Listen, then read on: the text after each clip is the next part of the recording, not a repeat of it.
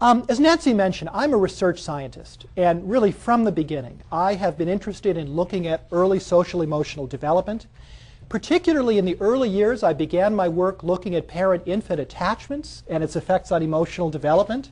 And I've since moved significantly beyond that to the preschool years, not much of an advance, where, as Nancy mentioned, I study the development of emotion understanding, emotion regulation, conscience development, but all in the context of close relationships, because of my belief and the belief of many others in the field that it's really in a relational context that children understand who they are, they understand what they're like, they come to understand that rich inner psychological world that we share with other people.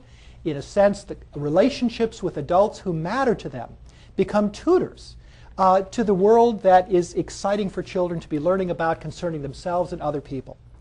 But as Nancy mentioned, I'm also deeply committed to the applications of that research in practical settings. And I speak a lot of the time I'm speaking to policymakers, to people in the business community about the importance of early childhood and the absolutely essential need to invest in programs and policies to enhance early childhood development. This activity, being with you, is such an important part of that, because you are the ones who make this knowledge alive and meaningful and real in your interactions with the children who you're caring for, or in your interactions with the teachers and other practitioners that you're helping to assist. The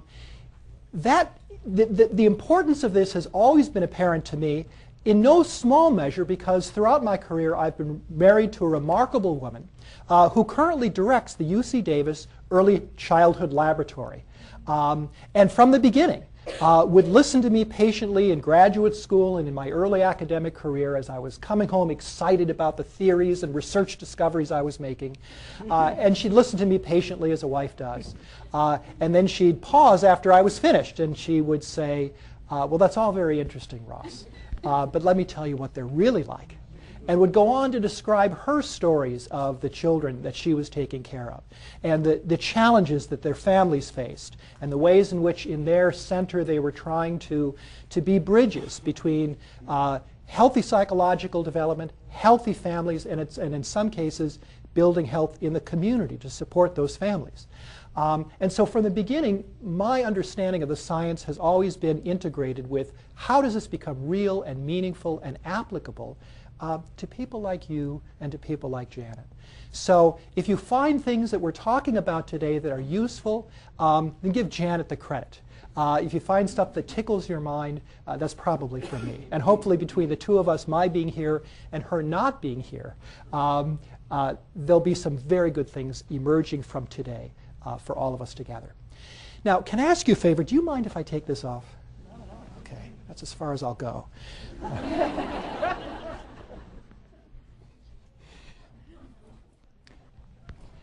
I'm going to start getting excited up here, and if I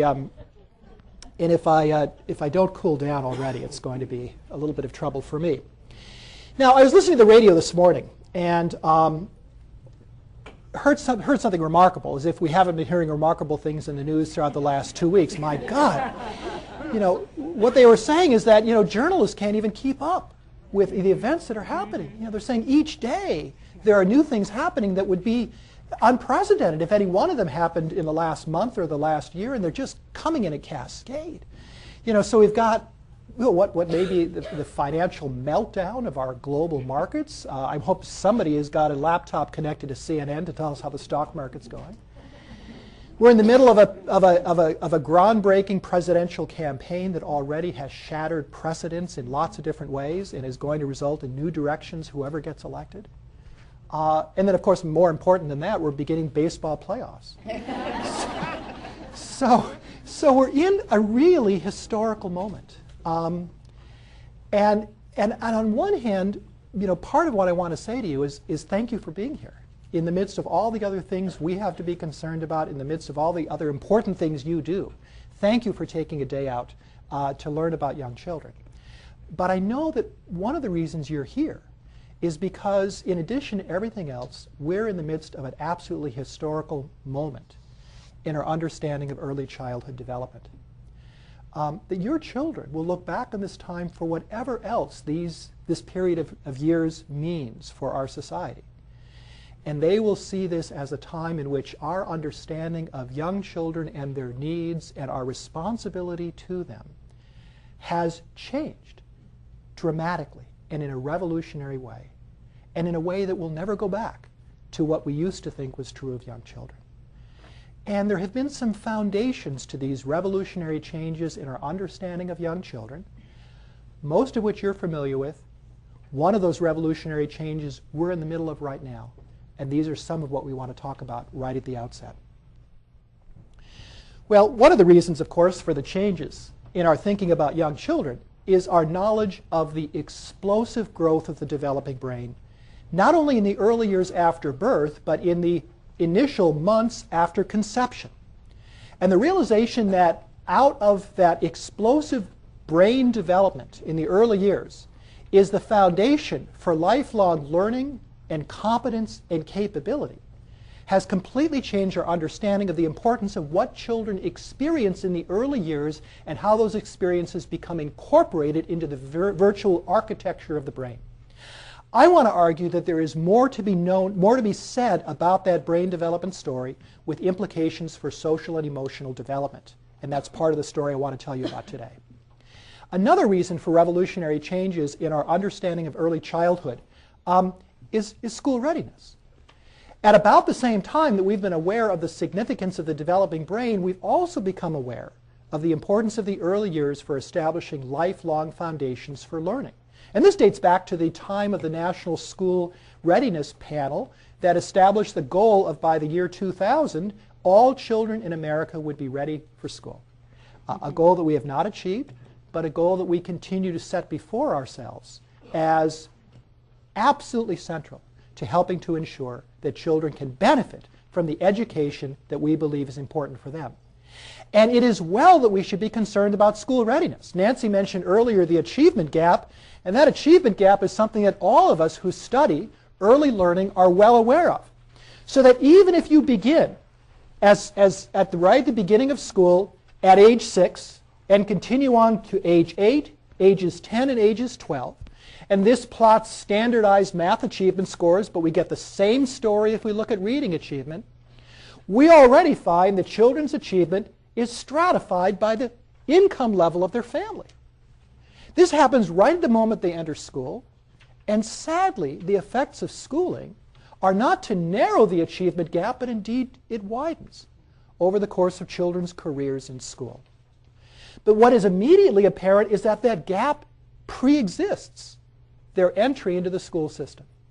And indeed, what research is showing us is that we find that achievement gap emerging in early childhood. This is a plot of early vocabulary growth, essentially the numbers of words that children know. And what we notice is that if we're thinking about children's vocabulary, we find that there is already the emergence of a gap in children's vocabulary virtually as soon as we can measure it at about 18 months, and it just widens over the course of the first 3 years of life. Now, what's significant about this figure is not only that vocabulary achievement is also stratified by family income level, and that these differences are important for so many other aspects of cognitive growth. But what is also important is that this figure reflects things that are happening in the family. We find similar differences by family income, for example, according to how much children are being talked to by adults in the home. Literally, how much vocabulary children are hearing is being reflected in how much vocabulary children are saying. And it's not only that, but it's how language is used in relation to children. Whether children are hearing language directed to them that embellishes and elaborates and provides richness to their experience in how parents talk about it with them, or whether vocabulary is used directed toward children primarily in the form of commands and directives and instructions about what they should do or should not do. There are important family differences in how vocabulary is used. So what we learn when we look at early childhood development with respect to school readiness is that already the achievement gap is emerging. It's emerging in part because of children's experiences at home, and it's emerging in ways that are reflecting how their early experiences are shaping their readiness to learn by the time they enter a school system for the first time. So these are two reasons for our interest in early childhood development with which you're familiar. Let me turn to the third reason that I think is emerging right now, and this has to do with our topic today, social and emotional development. I think we're going to be focusing on early childhood because we're recognizing and are increasingly realizing that young children's emotional lives are deep and rich and vulnerable. We have always believed that early childhood is a period of great carefree delight, of joy and exuberance. We have often believed that it is a time in which children's troubles are fleeting, in which they can get very upset, but it is seldom long-lasting. And we know, therefore, that children's emotional lives are rich and deep, but we are now appreciating how vulnerable they are. And I predict that over the next few years, growing research discoveries that are already emerging in this area are going to be pointing us again to early childhood development in a new way. And it's not just a matter, therefore, of being concerned about social emotional development for the sake of fostering social health and emotional well-being, but also because of increasing evidence that problems in emotional health emerge early and have implications for developing learning and competence in the classroom. Here's some of the evidence about how social and emotional problems can impair early learning. We find, for example, from a number of studies, that roughly 10% of children in kindergarten are already showing disruptive emotional or behavioral problems. For lower income children who are more often likely to be coming from families with various kinds of stresses, this prevalence, the prevalence of emotional and behavioral problems is double or triple this estimate. Consistent with that, Head Start teachers report that their children exhibit signs of serious emotional distress, including depression, withdrawal, and problems with aggression and antisocial behavior, what we call in older ages conduct problems. I'll talk more about this later, but we are finding that early childhood mental health disorders like depression, post-traumatic stress disorder, and conduct disorders are being identified as early as age 2 and with surprisingly high prevalence. Indeed, a colleague of mine, Helen Egger at Duke University, who's done some of the best work in this area, reports that when you look carefully and use age-appropriate criteria, you're finding the rate of mental health problems in children in the preschool years is very comparable to the rate of mental health problems we find in older children and adults. It's not that early childhood is buffered from these problems as we used to be told. It is rather that until recently we haven't known what to look for, and when we do, we find that particularly children in environmental stress, in family difficulty, are showing these problems and are launching on developmental trajectories that if these problems are not addressed early, their developmental pathways of the future will be significantly impaired. And consistent with this then, with respect to our concern about school readiness, is that children who are disruptive, who have emotional or behavioral problems, or are absent from school because of these problems, do not succeed academically. This is one of the major causes of the learning gap, not that children do not know their letters or numbers, although that may also be true, but rather that children are facing emotional or behavioral problems that simply make it hard for them to learn in any kind of a age-appropriate learning setting. And that's another reason, therefore, that a concern with social emotional development brings us back to early childhood. Taken together, therefore, part of what makes this an historical time is that when we look at developmental neuroscience, when we look at the foundational research discoveries in developmental psychology, and now when we look at the educational efforts to close the achievement gap, together they are yielding for us a common focus on development in the early years. And that's why we're in an historical period. We will never go back again to the period in which we used to think that early childhood was fun, it was nice, but it didn't really have much to do with developmental events of significance that would follow in later years.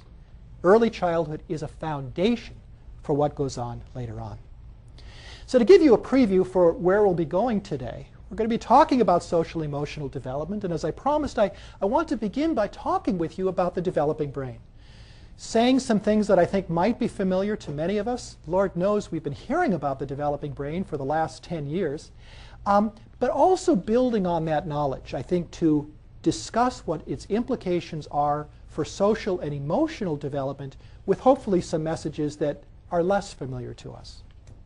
In particular, I want to talk about stress and brain development as it relates to social and emotional growth, because that is part of the linchpin of understanding how early experience become incorporated into brain architecture for some children in ways that can impair early learning. And having laid that foundation then, I'd like to talk about 4 areas of social and emotional development that I think might be particularly useful for us who work with young children. They're areas in which the research discoveries have been particularly provocative, and I hope to lay these out for you and what some of their implications might be. So we'll begin by talking about the development of self-regulation. Is this something we think about with respect to young children? I think it is. And interestingly, it's something that developmental scientists have devoted an enormous amount of attention to. I want to share with you a little bit of what we've learned. I want to talk about the growth of cooperation and responsibility, which is another aspect of self-regulation, primarily, though, having to do with children's abilities to cooperate with others, to get along with adults, to assume a constructive role in a learning community. And we'll consider some of the new discoveries in this area. And then I want to talk about 2 domains of relationships. One having to do with peer relationships, which are such an important component of how children function in an early childhood education classroom, and then to talk about children's relationships with teachers.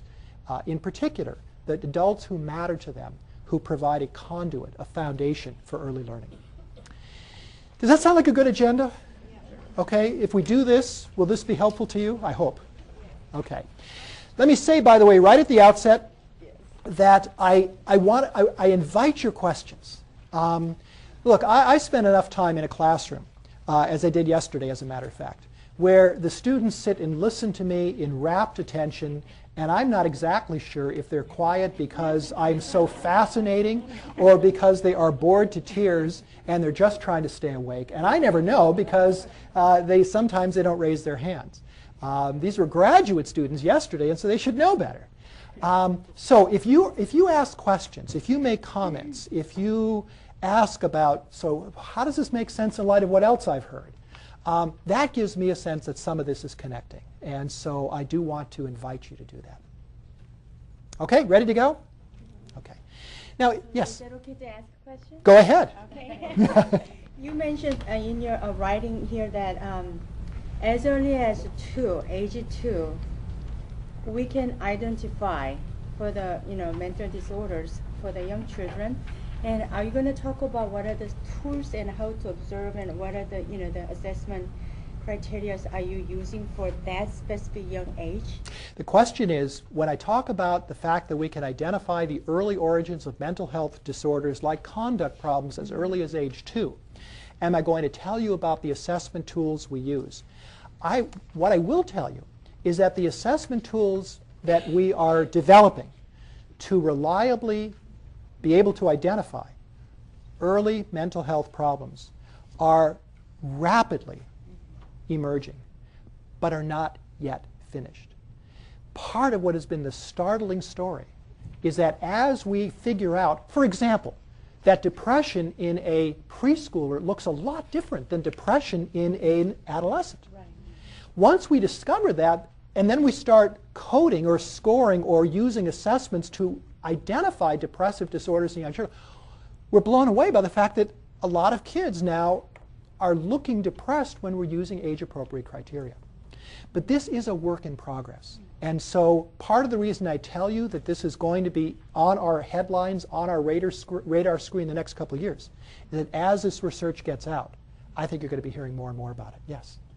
I appreciate you acknowledging that depression does occur with young children, because as a psychotherapist who often works with young children, my frustration is that too often teachers and doctors diagnose children as ADHD and give them the medication, and they get worse because they're actually depressed. Yes. Yes. Yes, you're exactly right. And so part of what our refining our understanding of early childhood mental health will do is reduce some of these challenges of misdiagnosis, of misunderstanding. It will highlight our appreciation of the vulnerability of young children's emotional lives, and it will do something else that I know will interest you. It will put people in early childhood education classrooms. It will put early childhood teachers and caregivers at the front lines of helping to address this problem. Because oftentimes the first time anybody outside the family is aware that a family is in difficulty is when a child care provider encounters a child who is emotionally out of control, who is behaviorally incapable of managing themselves, who is showing other age-inappropriate problems, and that caregiver, that preschool teacher, that early childhood educator is the first one to identify that this child has difficulties, and it may be because the child is in a family under stress. And that means, how do you find a support for the child? How do you broker services for the family? Becomes part of the challenge that you face in that role. Yes?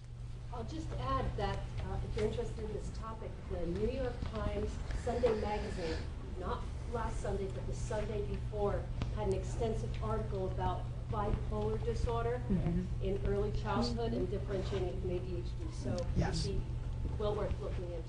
That's right. That's right. Thank you for mentioning that.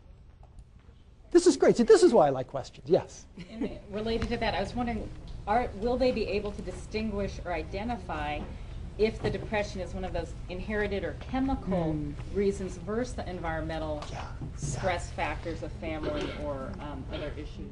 So the question is, will we be able to distinguish whether depression that we see in young children is primarily genetically driven versus driven by early experiences? Well, people in my community, of course, rarely will say it's either or. We are genetically biased against doing that. But part of it is because the science won't let us do so. That we know that a lot of mental health disorders, including depression, has a strong genetic loading. We also know that our best understanding of the origins of these disorders is to see it in terms of a heredity and environment interaction. And indeed, our understanding of how environmental stress can trigger the onset or offset of genes, heredity that can help predispose or enhance the risk for early mental health problems, is again part of one of the pioneering areas of research you're going to be hearing more about.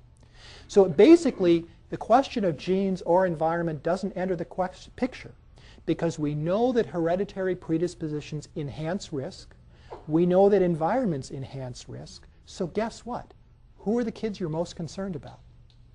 You're most concerned about kids where there may be a family history of depression. And in part because of that family history, the child is growing up in a stressful family environment. Okay? You've got a child at risk. You may have a family at risk at the same time. Okay? And that changes your role in understanding that. Yeah. You mentioned about your research identifying mental problems as early as age 2. Yeah. One of the 13 disability categories in California is emotional disturbance. Yes. And they start their assessment at 0, which I guess means birth. And then I saw some kids identified even at birth and age 1 as having emotional disturbance. Do you have a clue as to how they may have made that assessment? Question is, identifying emotional disturbances as early as age 1. I got to tell you that infancy and the toddler years are still kind of our, unexplored. It's not completely unexplored territory, but that's where we've got the greatest work to do. Now, that doesn't mean that we aren't capable of identifying the signs of emotional disturbance in a very young child. But the science is weakest there. We're really pushing hard on that one.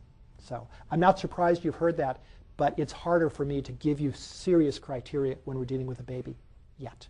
It's going to happen. Oh, this is great. It's going to be a great day. I can see. Okay, so we're going to talk first about the developing brain. And you know, of course, that one of the things I've got to do, because it's what everybody wants to see in these presentations, is to see a picture of the brain, particularly as it's developing. So let me just get this out of the way. We'll take care of it. And Isn't this great? What I really like about this picture is how it explains all the things we really want to understand about toddlers' behavior. You know, do we need any more answers about why this kind of behavior is so prevalent? And if you look closely at the figure that's in your handout, you'll see that there are not only these large centers that involve the involuntary Y reflex, and the dirty word permanent storage area is my favorite one.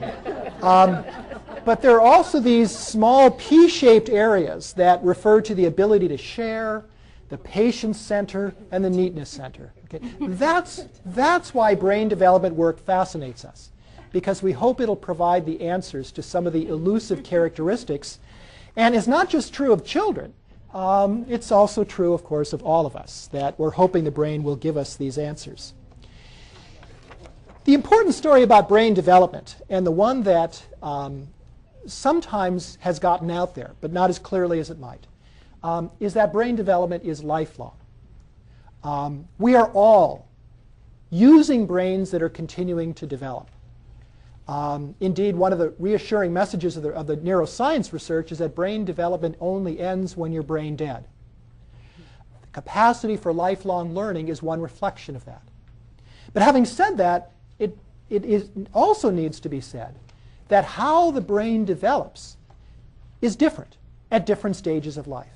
And understanding that helps us a great deal in understanding, both for young children, the advances that have taken place in their developing brains and what that means, and yet the advances that remain. I often think it's helpful to think about brain development as like the construction of a house. And so follow with me, if you will, on this analogy, and you can tell me if it's useful for you as well. We know, of course, that if we're building a home, we have to start with the foundational structure and architecture of the house. The architecture is designed in many respects with a genetic blueprint, but as I will say in a moment, experience helps to shape the quality and nature of that architecture. But the early years can be seen beginning at conception and continuing through the early years of life. This period of life can be seen as the time when the foundation is laid, when the structure of the architecture of the house is set into place, when walls are erected, when a roof is installed, when the house is basically created as a house. That is what early brain development is like. That is the process that occurs beginning at conception and continuing in the early years of life. But you all know that if you move into a house that has only gone that far, it feels more like a cabin than a house. It certainly is not as comfortable a place to live as it should be. And so the second stage of the development or the construction of a house really has to do with the installation of internal control systems that make that house more like a home. So we install a heating system so that we can heat the house and feel comfortable. We install an air conditioning system for exactly the same reason, to cool it down so we're comfortable. We install electricity to make that house be able to do things that it otherwise could not do. We install a plumbing system, again, to enable the house to function in a more efficient and in a more sophisticated way than a cabin can. All of these refer, of course, to the internal control systems of the house. And in an analogous fashion, brain development that occurs throughout much of middle childhood and adolescence also involves the development of internal regulatory systems in the brain.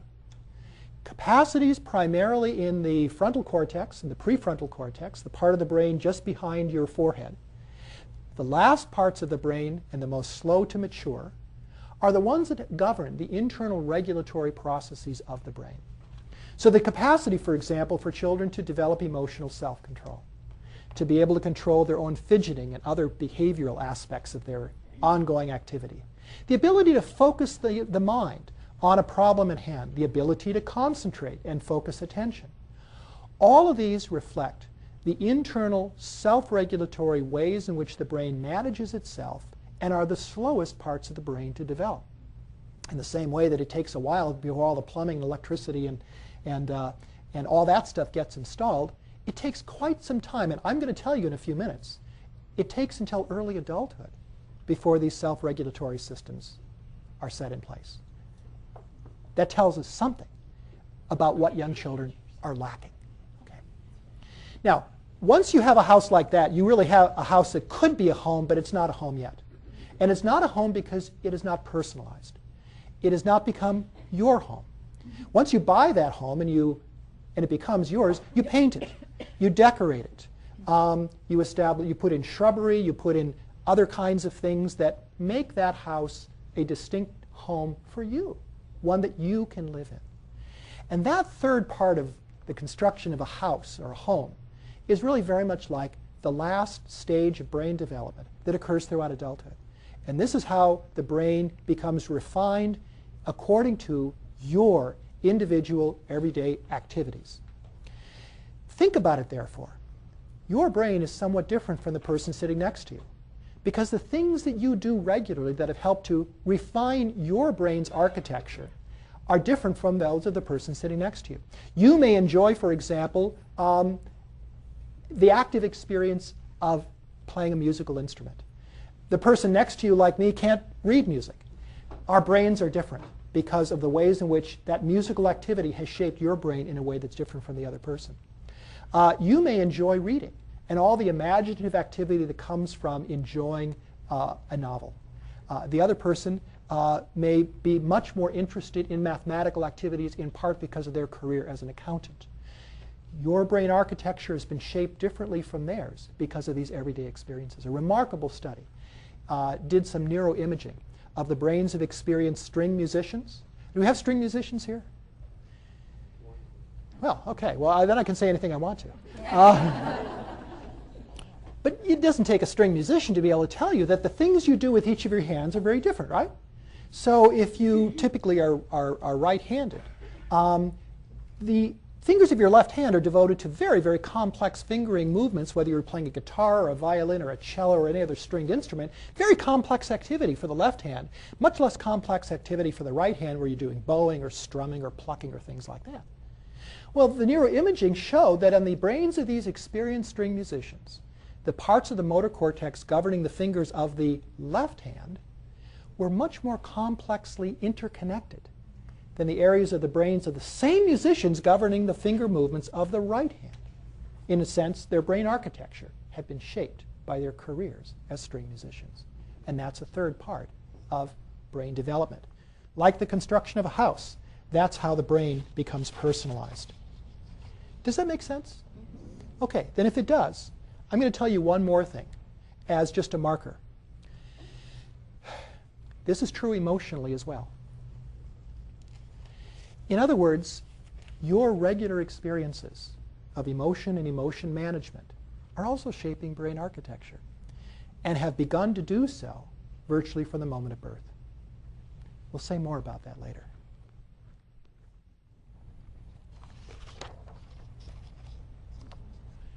Part of the story of brain development you're very familiar with. You know that in the early months of life, actually I should begin earlier, you know, I think, because it's been out there, that virtually all of the neurons, all of the nerve cells that populate a mature brain have been created by the time of birth. So that part of the story of brain development is that some of the most significant developments in the brain are taking place before the child is even born. Indeed, I think the rate of brain development is something close to the production of roughly 250,000 new nerve cells every minute in the prenatal brain. Now, one of the laws of development is that when development occurs most rapidly, it is also most vulnerable. And so part of the story of brain development that has not gotten out there in the way that it might is the fact that many children are born with brains that have already been hindered because of the quality of the mother's nutrition, because of the mother's use of controlled substances like cocaine, because of the mother's use of social substances like alcohol that have a devastating effect on fetal brain development. Indeed, the largest preventable cause of mental retardation is fetal alcohol syndrome. So that as we're thinking about brain development, as we're thinking about the structure of brain architecture and its implications for lifelong learning, we realize that many of the most damaging and preventable influences on brain development are taking place even before children are born, long before advice for parents to talk and sing and play with their babies is going to have much of an effect. And because these are preventable, it becomes a really, really important public health agenda to be able to ensure that mothers, especially those who are in themselves the most vulnerable circumstances, are getting the kind of prenatal care and advice that will help them take care of themselves and their fetuses and enhance fetal brain development. Did you? I just wanted to comment that also exposure to domestic violence has a major impact. And do you want to say a little bit more about how that impact occurs? Well, I think it occurs on different levels. It can occur just by the, when I understand the nature of the sound, and if the sound is stressful, and also the mother's internal emotional responses. The comment was that domestic violence occurring prenatally can make a difference as well. And the primary reason that at least we have research evidence for is because the mother's stress hormones cross the placental barrier, become absorbed by the fetal brain. I'm going to tell you later that stress hormones are great on a short-term basis but are toxic for the brain on a long-term basis. Mothers who are chronically stressed during their pregnancy are more likely to give birth to babies who are showing the signs of nervous system impairment because of the influence of maternal stress hormones on the fetal brain. Okay. So thank you for bringing that up. Okay. After birth, of course, once that network of neurons is in the brain, part of the story of brain development, therefore, are the ways in which those nerve cells reach out and make connections with other neurons, both near and far. And so as this illustrates in the sensory motor areas of the brain, over the course of the first 6 months, you can see much more densely interconnected networks of neurons as children move through this early stage of brain development. The brain becomes a more densely packed organ as a result of this connectiveness. Indeed, by 12 months of age, a baby's typical brain is more densely packed than yours or mine is. And that's because of the ways in which the genetic guidance of brain development is to provoke this interconnected network. Now, why would the brain do this? In the sense that neurons are functioning like people on a cruise ship. You just go out and meet as many people as you can. Why is that good? The reason it's good is that it establishes a brain of enormous potential. So when neurons are connecting with lots of other neurons, there's enormous potential to that brain to grow in any number of different directions. Let me give you an example. By the time a child is 6 months old, research shows that baby can perceive all of the speech sounds of all of the world's languages. Whether the child is growing up in Russia, China, Italy, France, or the United States, if you play speech segments of any of those languages, that 6-month-old can discern speech sounds that even her parents can't make out because they're not part of their native language. That means, of course, that the child is a citizen of the world ready to learn any language that their accident of birth may have exposed them to. That's the kind of potential that exists in the brain. Oh, how wonderful it would have been when I was in junior high school if that potential could have endured. It would have saved me hours of agony in my French class. But of course, it doesn't endure, and it doesn't endure for a good reason. And that is that the story of brain development is not just potential, but efficiency. The goal of brain development is not a well-connected brain, it's an efficient brain, a brain that can do the tasks it has to do as quickly and accurately as possible. And usually that requires giving up some potential in the interest of maximizing the most important functions the brain has to achieve. Obviously, it doesn't do a 12-month-old any good to retain a capacity to make out the sounds of Russian, Chinese, Italian, and French if the language environment the child is in and the one the child will be learning is English. And so by 12 months of age, children have lost the capacity to hear all the phonemes of all the world's languages as their brain architecture has resculpted itself to focus in on perceiving English. And the reason it focuses on perceiving English is because already, even before the child has begun to say her first word, her brain is becoming a language learning brain. And one way it becomes an efficient language learning brain is by getting rid of all that other potential to hone in on the language that child is going to be speaking for the rest of her life. Now, the refinement of that, the elimination of that potential doesn't happen all at once, but it does happen.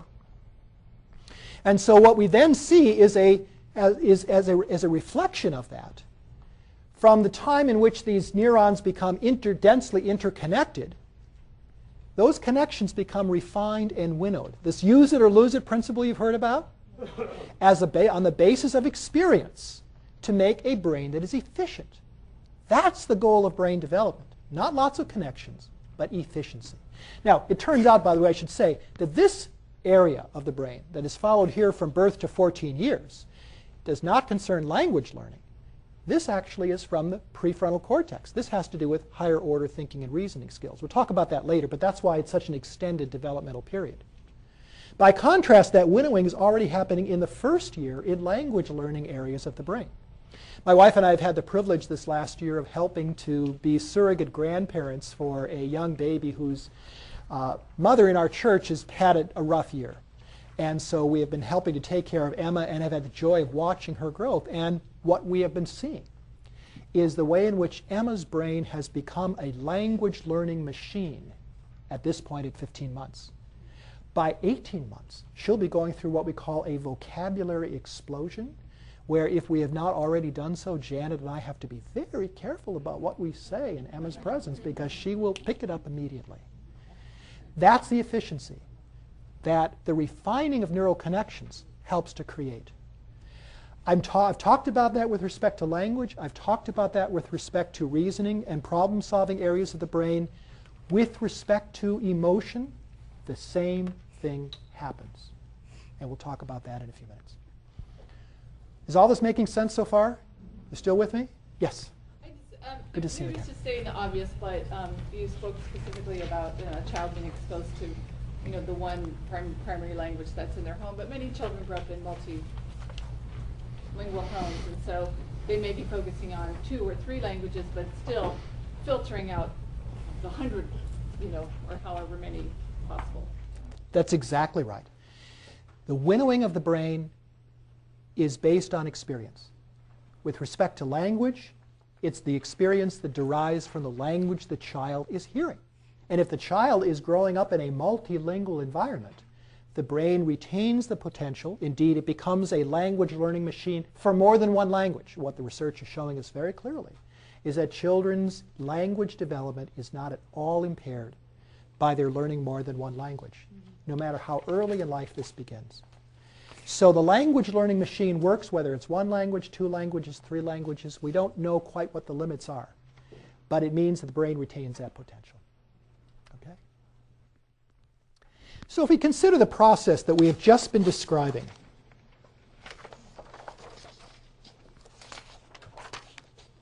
oh, I'm sorry, I'm a little bit ahead of myself. The story that I've been telling you is the familiar story of the ways in which experiences, whether they're positive or negative, are incorporated into developing brain architecture. In this respect, if we think about brains developing with the analogy of the construction of a house, we make a mistake if we believe the architecture is based only on the blueprint. In other words, that the architecture of the brain is based only on the genetic plan a child is conceived with. Rather, the genetic plan of brain development is designed to incorporate experience. I should tell you why, by the way. And that is because if our entire hereditary makeup, if all of our chromosomes and genes were devoted to nothing but specifying brain connections, it wouldn't be large enough. And there wouldn't be any room left on our hereditary makeup to talk about the size of our noses or the color of our hair or anything else. So our heredity could not, if it wanted to, fully direct the process of brain development. It has to incorporate experience. That's good news for our efforts to want to make sure that those early experiences are facilitative of healthy cognitive and social emotional development. Because the experiences that shape brain architecture involve common human experiences like hearing language and seeing things and hearing things and having the experience of walking in gravity, things that you don't have to have a baby Einstein program to make sure that children get. Okay?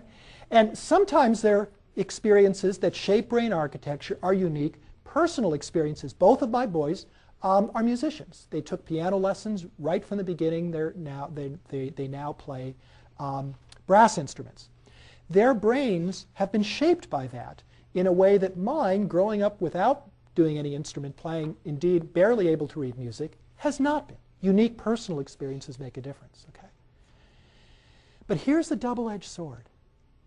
It's not just positive experiences that shape brain architecture, but it can also be negative experiences such as those of abuse and trauma. The brain's openness to experience means, therefore, that not only the health-promoting experiences that we want to be shaping the brain are influential, but also the destructive experiences that we want all children not to have to undergo also shape brain architecture. And from this point of view, therefore, social and emotional development can be dramatically influenced by early experiences that have essentially tutored the brain to become hypersensitive to threat or danger in ways that I'll describe in just a few moments. And that can have lifelong implications if we don't identify that early and essentially help to retrain the brain in more healthy ways. So if we think about this process, and we think about the process of brain development beginning at conception, continuing on through the first year of life, and then continuing on well into early adulthood, we can think about the waves of blooming of connections, of proliferating connections in the brain and their eventual withering as the brain becomes more efficient, as occurring in a similar manner in areas of the brain. So, for sensory pathways, the most basic and foundational brain functions, this increase of neural connections followed by a decrease as the brain winnows away connections to function more efficiently occurs very early in life. Do you see how that works? Okay. For language learning areas, which we've just been talking about, it occurs somewhat later because of the somewhat later maturation of the language learning brain areas. So Emma is right about here, and that reflects the fact. Emma, our 15-month-old, well, not ours, but you know what I mean. So she's right about here, and that's reflecting the fact that the language learning areas of her brain have already become refined to make her an English language learner. Here's the kicker. For higher cognitive functions, thinking, problem solving, strategic action, the things we like to see in school, that developmental process is the most extended. And I should say, by the way, that I'm going to get ready to redraw this figure because I think the evidence really is that this process is even more extended into early adulthood.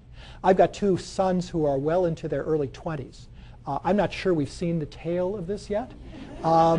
They're very good guys. I really, really like them. But I'm still perplexed at some higher cognitive functions. I don't know what happened to them. This is terrible because this is on videotape. They could pick it up on the web and see how I talk about them. They're great guys.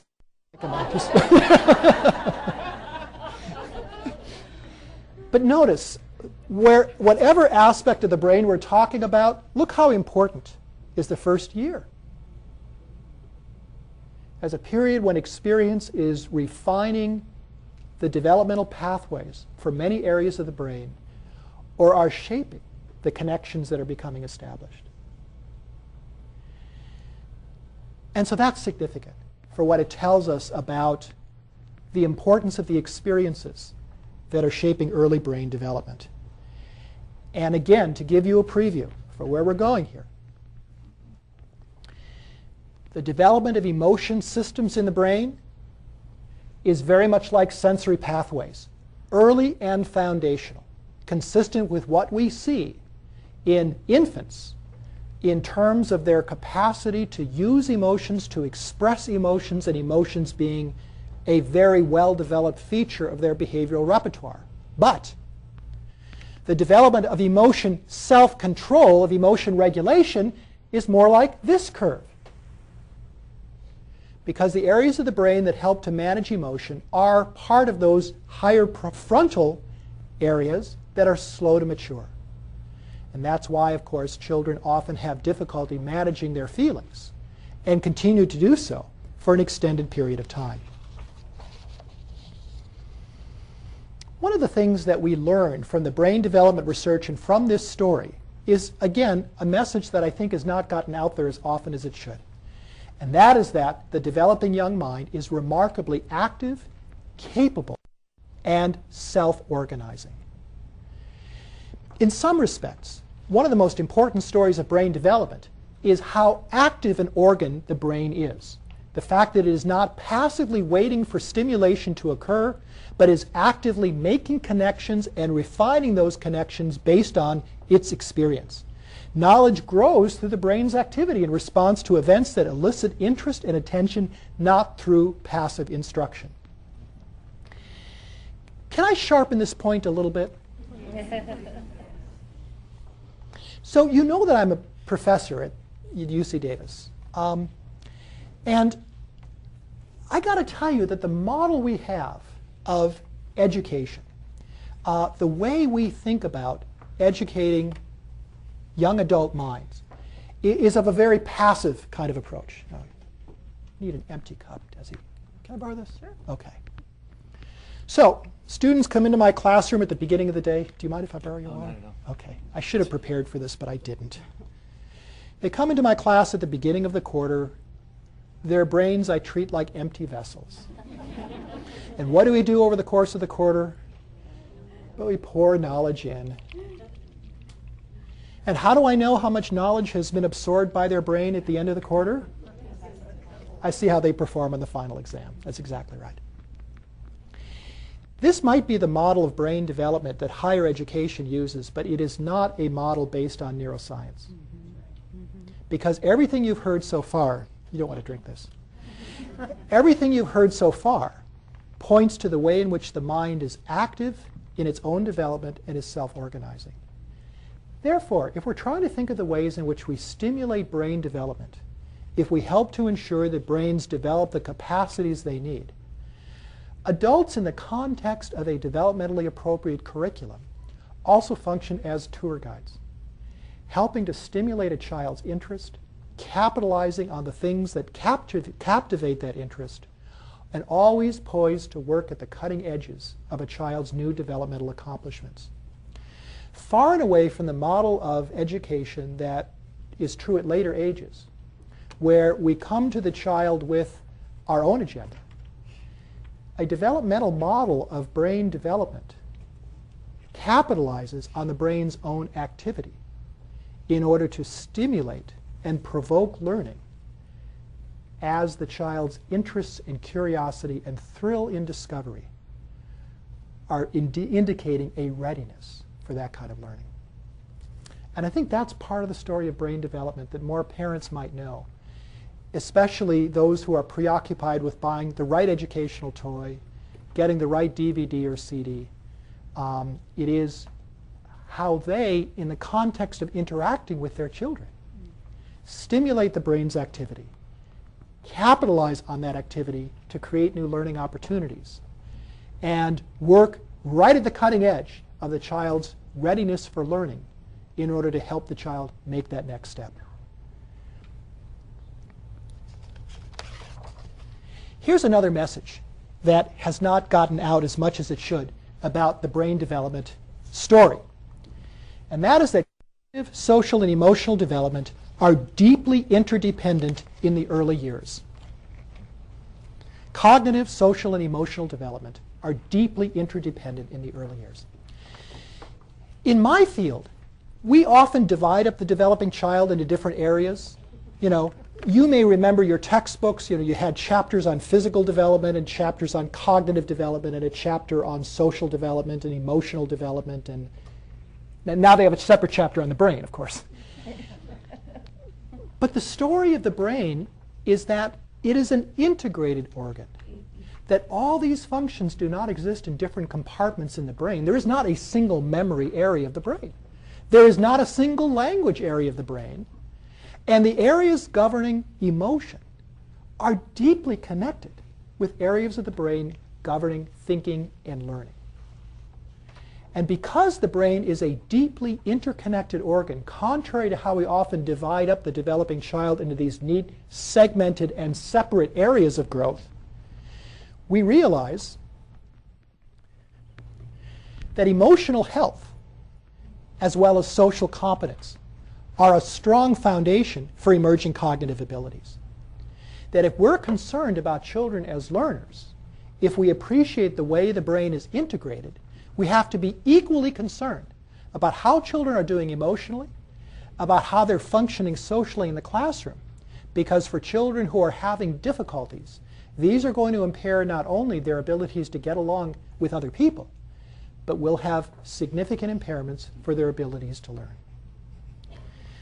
And this turns us now to the second topic that I thought is important for us to think about with respect to brain development. And this has to do with the effects of stress on the brain. But Nancy reminded me that you are going to need a break this morning, and I knew that you would. So how does it sound if we take a break for a few minutes, grab some coffee, whatever stimulants might seem good at this point. And Nancy, how soon do we reconvene? It's about 10:15 now, 10:30. 10:30? Back here at 10:30, we'll talk more about this.